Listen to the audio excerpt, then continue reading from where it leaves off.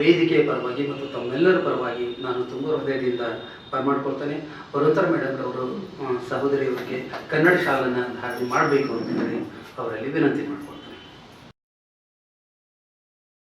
ಪಡೆದಂಥವರು Shrimati Sharada Karthik madam ಅವರು.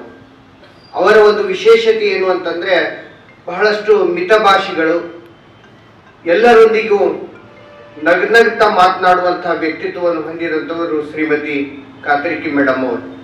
ವಿದ್ಯಾರ್ಥಿಗಳಿಗೆ ಬಹಳಷ್ಟು ಮನ ಮುಟ್ಟುವ ಹಾಗೆ ಪಾಠವನ್ನು ಮಾಡುವಂಥವ್ರು.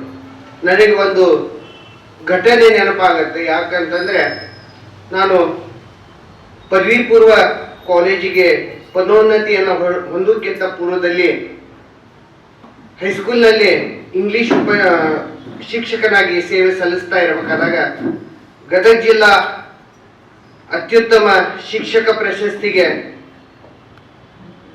ಅರ್ಜಿಯನ್ನ ಹಾಕಬೇಕಾದಾಗ ಮೇಡಮ್ ಅವ್ರಿಗೆ ಹೋಗಿ ಭೇಟಿಯಾಗಿದ್ದೆ. ಅವರು ನೆನಪಾರಿರ್ಬೋದು ಅನ್ಸುತ್ತೆ. ಯಾವ ಅಂಶಗಳನ್ನು ನಾವು ಅಲ್ಲಿ ಹೇಳಿದರೆ ಯಾವ ರೀತಿಯಾದಂತಹ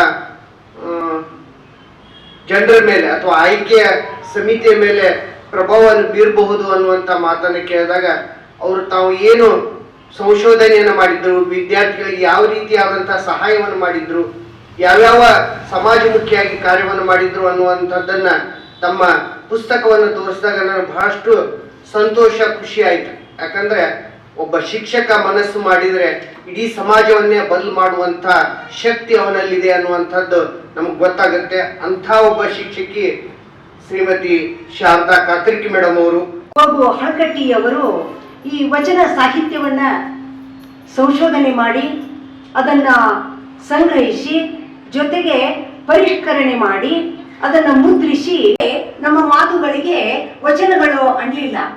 ಯಾಕಂತಂದ್ರೆ ಅನೇಕ ಅಧ್ಯಯನಕಾರರು, ಸಾಹಿತಿಗಳು, ಸಂಶೋಧಕರು ಏನಂತ ಕರೆದ್ರು ಅಂದ್ರೆ ವಚನಗಳಿಗೆ ಸುಳ್ಳು ನುಡಿಗಳು ಅಂತ ಹೇಳಿ ಕರಿತಾ ಇದ್ದಾರೆ. ಅಂದ್ರೆ ಸತ್ವಯುತವಾದ ನುಡಿಗಳು, ಮೌಲ್ಯಗಳನ್ನ ಒಳಗೊಂಡಂತಹ ಮಾತುಗಳು, ನಡೆ ನುಡಿ ಒಂದಾದ ಬದುಕನ್ನ ವಿವರಿಸ್ತಕ್ಕಂತಹ ನುಡಿಗಳಾಗಿದ್ವು. ಅದಕ್ಕಾಗಿ ಅವುಗಳಿಗೆ ವಚನ ಅಂತ ಹೇಳಿ ಕರೆದ್ರು. ಇಂದು ನಾವೇನಾದರೂ ಅಲ್ಪ ಸ್ವಲ್ಪ ಒಂದು ಸುಂದರವಾದ ಬದುಕನ್ನ ತಕ್ಕ ಮಟ್ಟಿಗೆ ನಾವು ಕಟ್ಕೊಂಡಿದ್ದೀವಿ ಅಂತಂದ್ರೆ ಈ ವಚನ ಸಾಹಿತ್ಯದ ತತ್ವಗಳೇ ಅದಕ್ಕೆ ಕಾರಣ ಅಂತ ಹೇಳಿ ನಾನು ಈ ಸಂದರ್ಭದಲ್ಲಿ ಹೇಳಿ ಬಯಸ್ತಾ ಇದ್ದೀನಿ. ನಾವು ಸಾಕಷ್ಟು ಮಠಮಾನ್ಯಗಳಲ್ಲಿ ಪಾಠ ಪ್ರವಚನಗಳನ್ನ ಕೇಳ್ತಾ ಇದ್ದೀವಿ. ಆಧ್ಯಾತ್ಮ ಕ್ಷೇತ್ರಗಳಲ್ಲಿ ಅನೇಕ ಚಟುವಟಿಕೆಗಳು ನಡೀತಾ ಇದ್ದಾವು, ಸತ್ಸಂಗಗಳು ನಡೀತಾ ಇದ್ದಾವು. ಅವೆಲ್ಲವುಗಳು ಈ ನಮ್ಮ ಶರಣರ ವಚನದ ಒಂದು ತತ್ವದ ತಳಹದಿ ಮೇಲೆ ವಿನಃ ಬೇರೆ ಏನೂ ಇಲ್ಲ ಅಂತ ನಾವು ಹೇಳ್ಬೋದು. ಯಾಕೆಂದ್ರೆ ಪುರಾಣಗಳ ವಿಚಾರಗಳೇ ಬೇರೆ, ಅವು ಅಂದು ಆಗಿ ಹೋದಂಥವು. ಆದರೆ ಇವು ಅಂದು ಇಂದು ಮುಂದೆಂದು ನಮ್ಮ ಬದುಕಿಗೆ ದಾರಿ ದೀಪವಾದಂಥ ವಚನಗಳು ಅಂತ ಹೇಳ್ಬೋದು.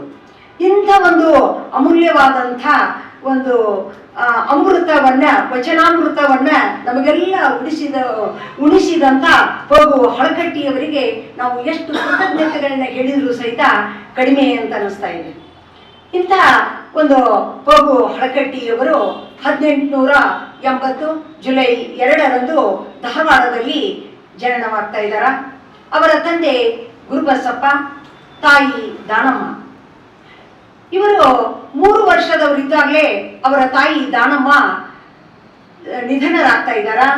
ತದನಂತರದ ಇವರ ಒಂದು ಬಾಲ್ಯಾವಸ್ಥೆ ಅವರ ಅಜ್ಜಿಯವರಾದ ಬಸಮ್ಮ ಎಂಬವರ ಆ ಒಂದು ಸಂದರ್ಭದಲ್ಲಿ ಮುಂಬೈ ಪ್ರಾಂತಕ್ಕೆ ಸೇರಿದಂಥ ಕನ್ನಡದ ಅನೇಕ ಪ್ರದೇಶಗಳಲ್ಲಿ ಇವರು ಅಭಿವೃದ್ಧಿ ಪರವಾದಂಥ ಯೋಜನೆಗಳನ್ನು ಹಾಕಿಕೊಂಡು ಆ ಕ್ಷೇತ್ರಗಳನ್ನು ಇವರು ಅಭಿವೃದ್ಧಿಪಡಿಸ್ತಾರ ಅಂಥೇಳಿ ನಮಗೆ ತಿಳಿದು ಬರ್ತಾ ಇದೆ. ಮುಂದೆ ಇವರು ಹಾಗೆ ತಮ್ಮ ನಗರಸಭಾ ಒಂದು ಅಧ್ಯಕ್ಷತೆಯಲ್ಲಿ ಸಾಕಷ್ಟು ಯೋಜನೆಗಳನ್ನ ಹಾಕಿಕೊಂಡು ಬಿಜಾಪುರದಲ್ಲಿ ಈಗಿನ BLD ಸಂಸ್ಥೆ ಅಂತ ಹೇಳ್ತೀವಿ, Bijapur Lingayat district educational association ಅಂತ ಹೇಳಿ, ಆ ಒಂದು ಸಂಸ್ಥೆಯನ್ನ 1910ರಲ್ಲಿ ಇವರು ತೆರಿತಾ ಇದ್ದಾರೆ. ಈಗಂತೂ ಅದು ಬೃಹತ್ ಪ್ರಮಾಣದಲ್ಲಿ ಬೆಳೆದ ಒಂದು ಶಿಕ್ಷಣ ಸಂಸ್ಥೆ ಜೊತೆಗೆ ಸಂಶೋಧನಾ ಕೇಂದ್ರವೂ ಆಗಿ ಅದು ಬೆಳಕಿಗೆ ಬಂದಂಥದ್ದು. ಅದು ತಮ್ಮೆಲ್ಲರಿಗೂ ಗೊತ್ತಿರುವಂಥ ವಿಷಯ. ಯಾಕಂದರೆ 1926ರಲ್ಲಿ ಶಿವಾನುಭವ ಪತ್ರಿಕೆ 1927ರಲ್ಲಿ ನವಕರ್ನಾಟಕ ಪತ್ರಿಕೆಯನ್ನು ಕೂಡ ಇವರು ತೆರಿತಾ ಇದ್ದಾರೆ. ಅವು ಸಮಾಜದಲ್ಲಿ ಬಹಳಷ್ಟು ಬೇಡಿಕೆಯನ್ನ ಒಳಗೊಂಡಂಥ ಪತ್ರಿಕೆಗಳಾಗಿದ್ದವು. ಅಂದರೆ ಅಲ್ಲಿ ಯಾವುದೇ ಹಣದಾಶೆಗಾಗಿ ಯಾವುದೇ ವಿಷಯಗಳು ಇಂದಿನಂತೆ ಅಲ್ಲಿ ಪ್ರಚಾರವಾಗ್ತಾ ಇರಲಿಲ್ಲ. ನೈಜ ವಾಸ್ತವಿಕ ಸಂಗತಿಗಳನ್ನೇ ಅವರು ಅವುಗಳಲ್ಲಿ ಬರಿತಾ ಇದ್ರು ಅಂತ ಹೇಳಿ ಅವ್ರ ಬಗ್ಗೆ ನಾನು ತೋರಿಸ್ತಾ ಇದ್ದೆ.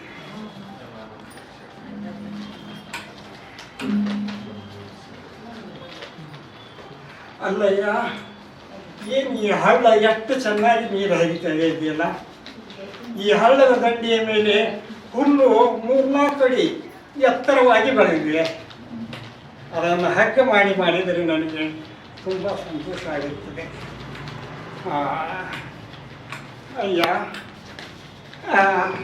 ಹುಲ್ಲು ಅಯ್ಯೋ ಅಲ್ಲಯ್ಯ, ಚಂದಯ್ಯನವರೇ, ಸ್ವೀಕಾರ ಮಾಡಿರಿ. ತಪ್ಪಾಗಿದೆ ನಮ್ಮದು ಬಿದ್ದದ್ದು. ಇಲ್ಲ, ನನ್ನಲ್ಲಿ ಆತ್ಮಲಿಂಗ ಇದೆ. ನೀನು ಹೊರಗಿನ ಲಿಂಗ ನೀವು ಹೋಗಬೇಡ.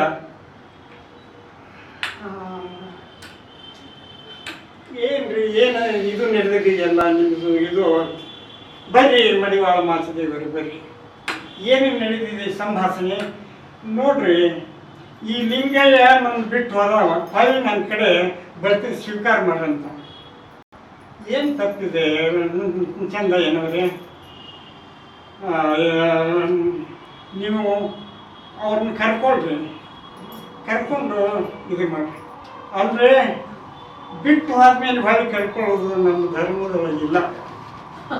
ಅಲ್ಲಯ್ಯ ಚಂದಯ್ಯ, ಆ ಬಿಟ್ಟು ಹೋದಷ್ಟೈತೆ ನಿನ್ನ ಬಿಡುದಲ್ಲ, ಬೆನ್ನು ಹತ್ತಾರೆ ಅವರು. ಅದಕ್ಕೆ ಸ್ವೀಕಾರ ಮಾಡಿ.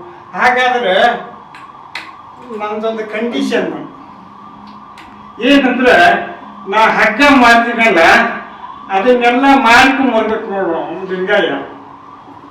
ಅದಕ್ಕೆ ಒಪ್ಪಿಕೊಂಡ್ರೆ ಅವ್ರನ್ನ ಸ್ವೀಕಾರ ಮಾಡ್ತೀನಿ. ಏನಯ್ಯ ಲಿಂಗಯ್ಯ, ಮತ್ತು ಅವ್ರ ಮಾತು ನೀನು ಒಪ್ಪಿಕೊಂತೆ, ಆಯ್ತು ಮಾಡ್ತೀನಿ ಅಂತ. ನೋಡಯ್ಯ ಲಿಂಗಯ್ಯ, ನಾನು ಈ ಹಗ್ಗ ಮಾಡಿದ್ದೇನೆ, ಭಾಳ ಹುರುಕಟ್ಟಾಗಿದೆ. ಇದರ ಬೆಲೆ ಕೇವಲ 16 ವರಹಗಳು. ಅದಷ್ಟೇ ತೊಗೊಂಬರ್ಬೇಕು. ಆಯಿತು ಸಣ್ಣ.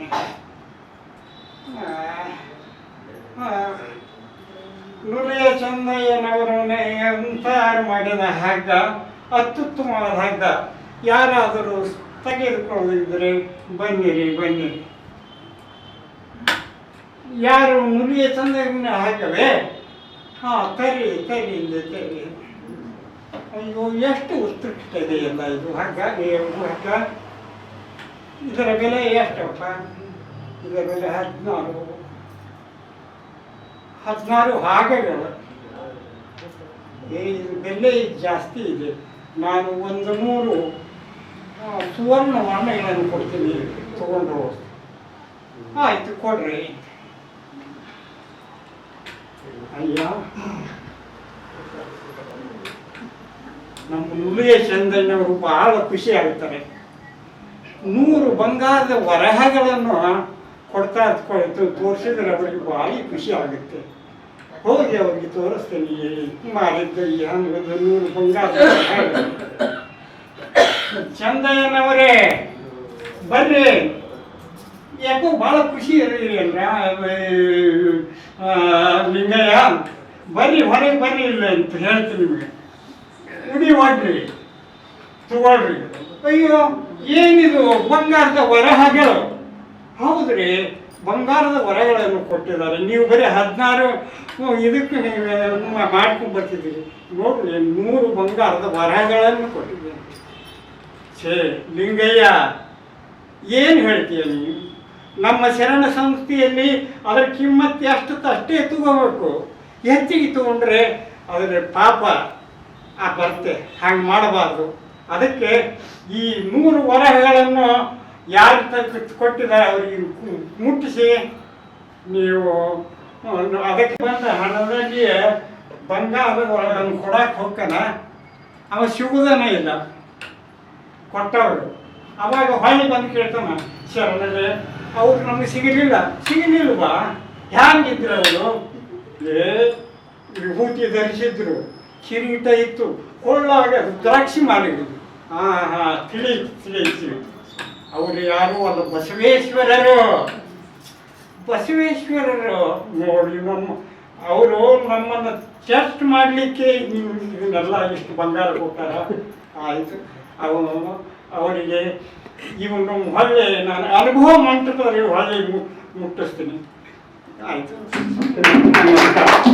ಕನ್ನಡದ ಕೊಡುಗೆ ಏನು, ವಿಶ್ವ ಸಾಹಿತ್ಯಕ್ಕೆ ಕನ್ನಡದ ಕೊಡುಗೆ ಏನು ಅಂತೇಳಿ ಪ್ರಶ್ನೆ ಬಂದಾಗ ಅದಕ್ಕೆ ಉತ್ತರ ಏನು ಅಂದ್ರೆ ವಚನ ಸಾಹಿತ್ಯ ಅಂತೇಳಿ. ಇಡೀ ವಿಶ್ವಕ್ಕೇನೆ ವಚನ ಸಾಹಿತ್ಯ ಒಂದು ಮಾದರಿಯಾಗಿರ್ತಕ್ಕಂಥ ಸಾಹಿತ್ಯ ಅಂತೇಳಿ. ಅದು 12ನೇ ಶತಮಾನದಲ್ಲಿ ರೂಪುಗೊಂಡಿತು ಅಂತಕ್ಕಂಥದ್ದು ಬಹಳ ಮಹತ್ವದ್ದು. ಇನ್ನೊಂದು ಮಹತ್ವದ್ದು ಅಂದ್ರೆ ಇವತ್ತೇನು ನಾವು ಕನ್ನಡ ಅಂತೇಳಿ ಅಂತ ಇದ್ವಿ ಭಾಷೆ, ಅಂತ ಒಂದು ಸರಳವಾಗಿರ್ತಕ್ಕಂಥ ಕನ್ನಡದೊಳಗೆ ವಚನಗಳ ನಿರೂಪಣೆಯನ್ನು ಮಾಡಿರ್ತಕ್ಕಂಥದ್ದು ಮತ್ತೊಂದು ವಿಶೇಷ. ಯಾಕಂದ್ರೆ ಆಗಿನ ಕಾಲಘಟ್ಟ ಹೇಗಿತ್ತು ಅಂದ್ರೆ ಅದು ಸಂಸ್ಕೃತಮಯವಾಗಿತ್ತು. ಹಳೆಗನ್ನಡ ಇತ್ತು, ಹಳೆಗನ್ನಡ ಅದು ಸಂಸ್ಕೃತದಿಂದ ಭೂಷಿತವಾಗಿರ್ತಕ್ಕಂಥ ಸಂದರ್ಭದೊಳಗೆ ಆ ಸಂಸ್ಕೃತದ ಸಿದ್ಧ ಮಾದರಿಯನ್ನು ತೊಡೆದು ಜನರಾಡುವ ಭಾಷೆ ಒಳಗನ ಅನುಭಾವದ ನುಡಿಗಳನ್ನ ವಚನಗಳ ಮೂಲಕ ನಮ್ಗೆ ನೀಡಿರ್ತಕ್ಕಂಥವ್ರು 12ನೇ ಶತಮಾನದ ಬಸವಾದಿ ಶರಣರು ಅಂತೇಳಿ. ಆ ಬಸವಾದಿ ಶರಣರು ರಚನೆ ಮಾಡಿರ್ತಕ್ಕಂಥ ವಚನಗಳ ಅಮೂಲ್ಯ ನಿಧಿ ಅದು ಆ ಕಾಲಘಟ್ಟದೊಳಗೆ ಆಗಿರ್ತಕ್ಕಂಥ ಒಂದು ಕ್ರಾಂತಿಯಿಂದಾಗಿ ಅದು ಚಲ್ಲಾಪಿಲ್ಲಿಯಾಗಿ ಹೋತು ಅಂತಕ್ಕಂಥ ತಮಗೆಲ್ಲ ಗೊತ್ತಿದೆ. ಹಾಗೆ ಚಲ್ಲಾಪಿಲ್ಲಿಯಾಗಿ ಹೋಗಿರ್ತಕ್ಕಂಥ ವಚನ ಸಾಹಿತ್ಯ ಅದು ಬೇರೆ ಬೇರೆದವರ ಮನೆಗಳಲ್ಲಿ ಅದು ಇತ್ತು ಅಂತ ಹೇಳಿ. ಯಾಕಿತ್ತು ಅಂತ ಶರಣರು ಬೇರೆ ಬೇರೆ ಕಡೆ ಎಲ್ಲ ಹೋದ್ರು, ಕ್ರಾಂತಿ ಆಯಿತು, ಬಿಜ್ಜಳನ ಸೈನ್ಯ ಶರಣರನ್ನ ಬೆನ್ನಟ್ಟು ಅದರಿಂದ ತಪ್ಪಿಸಿಕೊಂಡವ್ರು ಹೋಗ್ತಕ್ಕಂಥ ಸಂದರ್ಭದೊಳಗೆ ತಾವು ಬರೆದಿರ್ತಕ್ಕಂಥ ವಚನಗಳ ಕಟ್ಟನ್ನು ತೆಗೆದುಕೊಂಡು ಹೋದ್ರು. ದಾರಿ ಮಧ್ಯೆ ಎಲ್ಲೆಲ್ಲಿ ಅವರು ವಾಸ್ತವ್ಯ ಇರ್ತಿತ್ತು ಅಲ್ಲಲ್ಲಿ ಅವುಗಳನ್ನ ಇದನ್ನ ಅಮೂಲ್ಯವಾಗಿರ್ತಕ್ಕಂಥದ್ದು, ಇದನ್ನ ನೀವು ಸಂರಕ್ಷಣೆ ಮಾಡ್ರಿ, ನಿಮ್ಮ ಮನೆಯಾಗ ಇಟ್ಕೊಡ್ರಿ ಅಂತ ಹೇಳಿ ಕೊಟ್ಟು ಹೋದ್ರು. ಶರಣರು ಕೊಟ್ರು ಅಂತ ಹೇಳಿ ಆ ಕಾಲದ ಜನ ಅದನ್ನ ಬಹಳ ಅಮೂಲ್ಯವಾಗಿರ್ತಕ್ಕಂಥದ್ದು, ಬಹಳ ಉತ್ಕೃಷ್ಟವಾಗಿರ್ತಕ್ಕಂಥದ್ದು ಅಂತಕ್ಕಂಥದ್ದು ಭಕ್ತಿ ಭಾವದಿಂದ ಅದನ್ನ ಜಗಲಿಯ ಮೇಲೆ ಇಟ್ಟು ಪೂಜೆಯನ್ನ ಮಾಡ್ತಕ್ಕಂಥ ಒಂದು ಅನೂಚಾನವಾಗಿ ತಲತಲಾಂತರದಿಂದ ಆ ತರದ ಪದ್ಧತಿಗಳು ಬಂತು. ವಿಚಾರಗಳು ನಮ್ಮಲ್ಲಿ ಬಹಳ ಜನರಿಗೆ ಬಹಳ ವಿದ್ಯೆ ಗೊತ್ತಿತ್ತು. ಅವ್ರಲ್ಲಿ ಏನ್ ಕಲ್ಪನೆ ಇತ್ತಂದ್ರೆ ಈ ವಿದ್ಯೆ ಇನ್ನೊಬ್ರಿಗೆ ಕೊಟ್ಬಿಟ್ರೆ ಅದು ಏನೋ ದೊಡ್ಡ ಅಪರಾಧ ಆಗ್ತತಿ, ಏನೋ ಅನಾಹುತ ಆಗ್ತತಿ, ಏನೋ ದುರಂತ ಆಗ್ತತಿ. ಈ ತರದ ತಪ್ಪು ಕಲ್ಪನೆಯಿಂದ ಅದು ಹಾಗೇನೆ ಒಂದು ಪೂಜೆಯ ವಸ್ತು ಆಗಿ ಅದು ಜಗಲಿ ಮೇಲೆ ಆ ಕಟ್ಟುಗಳಿದ್ದು ಅಂತ ಹೇಳಿ ಅದನ್ನ 15ನೇ ಶತಮಾನದ ಸಂದರ್ಭದೊಳಗೆ ಪ್ರೌಢದೇವರ ಕಾಯದೊಳಗೆ ಅಲ್ಲಿನೂ ಕೂಡ ಅದರ ಪರಿಷ್ಕರಣೆ ನಡೀತೈತಿ. ಅದು 20ನೇ ಶತಮಾನದಲ್ಲಿ ಏನು ಪರಿಷ್ಕರಣೆ ಫಗು ಅಳಕಟ್ಟಿಯವರಿಂದ ಆಯ್ತು, ಅದು 15ನೇ ಶತಮಾನದಲ್ಲಿನೂ ಕೂಡ ಪ್ರೌಢದೇವರನ ಕಾಲದ ಸಂದರ್ಭದೊಳಗೆ ಯಡಿಯೂರು ತೋಂಟದ ಸಿದ್ಧಲಿಂಗ ಯತಿಗಳು ಮತ್ತು ಅವರ ಶಿಷ್ಯ ಪರಂಪರೆಯ ಕಾಲದೊಳಗೆ ಅದನ್ನ ಪರಿಷ್ಕರಣೆ ಮಾಡ್ತಕ್ಕಂಥ, ಅದನ್ನ ಮತ್ತೆ ಬರೀತಕ್ಕಂಥ ಪ್ರಕ್ರಿಯೆಗಳು ಕೂಡ ನಡೆದು ನಮ್ಗನ್ನಿಸ್ತೈತಿ 12ನೇ ಶತಮಾನದಲ್ಲಿ ಇದ್ದಂತ ವಚನ ಸಾಹಿತ್ಯದ ಕಟ್ಟುಗಳು ಈಗ ಹೆಂಗದಾವು ಅಂದ್ರೆ ಅದನ್ನ ಕಾಲಕ್ಕೆ ಅದನ್ನ ನೋಡಿ ಮತ್ತೆ ಪ್ರತಿಲಿಪಿ ಮಾಡಿದ ಮಡಿವಾಳ ಮಾಚಿದೇವ, ಸಿದ್ದರಾಮ ಇಂಥ ಏನು ಪ್ರಮುಖ ಇದ್ರಲ್ಲ ಇವರಷ್ಟೇ ಶರಣರದಾರ ಅಂತ ಹೇಳಿ ಜನರ ಅವಾಗಿನ ಕಲ್ಪನೆ. 1900ರ ಸಂದರ್ಭದವರೆಗೂ ಕೂಡ ಯಾವಾಗ ಇವರು ವಚನಗಳನ್ನ ಸಂಶೋಧನೆ ಮಾಡಿ ಅವುಗಳ ಪ್ರಕಟಣೆಯನ್ನು ಮಾಡ್ತಾರೆ, ಸುಮಾರು 250 ಜನ ಶರಣರನ್ನ ಹೊಸದಾಗಿ ಅದರಲ್ಲಿ ಶರಣೆಯರನ್ನು ಕೂಡ ವಚನಗಾರ್ತಿಯರು ಕೂಡ ಇದ್ರು ಅಂತಕ್ಕಂಥದ್ದನ್ನ ಅವರ ವಚನಗಳನ್ನ ಪ್ರಕಟ ಮಾಡೋದ್ರ ಮೂಲಕ ಇಡೀ ನಮ್ಮ ಸಾಹಿತ್ಯ ಪರಂಪರೆಗೆ ಒಂದು ಹೊಸ ಸಂಚಲನವನ್ನ ಸೃಷ್ಟಿ ಮಾಡಿರ್ತಕ್ಕಂಥವ್ರು ಡಾಕ್ಟರ್ ಫಗು ಅಳಕಟ್ಟಿ ಅವರು. ಕಲಿಕೆನ ಅದು ಒಂದು ಉಪನ್ಯಾಸ ಬರೀ ಮಾತಲ್ಲ, ಅವರ ಒಂದು ನಡವಳಿಕೆನೂ ಕೂಡ ನಮಗೊಂದು ಪಾಠ, ಅದೊಂದು ಕಲಿಕೆ, ಅದೊಂದು ಉತ್ಸಾಹ, ಅದೊಂದು ಮಾರ್ಗದರ್ಶನ ಅಂತಕ್ಕಂಥದ್ದನ್ನು ಹೇಳ್ತಾ ಅವರಿಗೂ ಕೂಡ ನಾನು ಪರಿಷತ್ತಿನ ಪರವಾಗಿ ಅಭಿನಂದನೆಗಳನ್ನ ಸಲ್ಲಿಸ್ತಾ ಇದ್ದೇನೆ. ಎಂದಿನಂತೆ ತಾವೆಲ್ಲ ಹಿರಿಯರು ಕೂಡ ತಾವೆಲ್ಲ ಬಂದಿದ್ದೀರಿ, ಈ ಕಾರ್ಯಕ್ರಮದಲ್ಲಿ ಭಾಗವಹಿಸಿದ್ದೀರಿ. ತಮ್ಮ ಪ್ರೋತ್ಸಾಹ ಹೀಗೆ ಇರಲಿ ಅಂತ ಹೇಳಿ ತಮ್ಮಲ್ಲಿ ಕೇಳಿಕೊಂಡು ನನ್ನ ಮಾತುಗಳನ್ನು ಮುಗಿಸ್ತೀನಿ. ಎಲ್ರಿಗೂ ನಮಸ್ಕಾರ. ಈ ಒಂದು ದಿನವನ್ನು ಸ್ಮರಿಸುತ್ತಾ ಇವತ್ತಿನ ದಿವಸ ಫಗು ಅಳಕಟ್ಟಿರವರು ಇಲ್ಲದಿದ್ರೆ ವಚನ ಸಾಹಿತ್ಯ ಎಂಬ ಒಂದು ನಾವು ಒಂದು ಸಾಹಿತ್ಯವನ್ನು ನಾವು ಕಳ್ಕೊಂತಿದ್ವಿ ಅಂತ ಅನಿಸ್ತೈತಿ. ಯಾಕಂದ್ರೆ ಹಳೆಗನ್ನಡ ನಡುಗನ್ನಡ ಮಾಡಿದಂಥ ಒಂದು ಸರಳ ಭಾಷೆಯಲ್ಲಿ ಎಲ್ಲರಿಗೂ ಅರ್ಥವಾಗುವಂತೆ ಎಲ್ಲರಿಗೂ ತಿಳಿಸಿಕೊಟ್ಟಂಥ ಒಂದು ಭಾಷೆ ಅದು ವಚನ ಸಾಹಿತ್ಯ. ಆ ಸಾಹಿತ್ಯ ಅಂದರೆ ಅದನ್ನು ಬಹಳ ಹೇಳಿದಂಥ ಪಗು ಅಳವಟ್ಟಿಯರನ್ನು ಸ್ಮರಿಸುತ್ತಾ ಈ ಒಂದು ಕಾರ್ಯಕ್ರಮದಲ್ಲಿ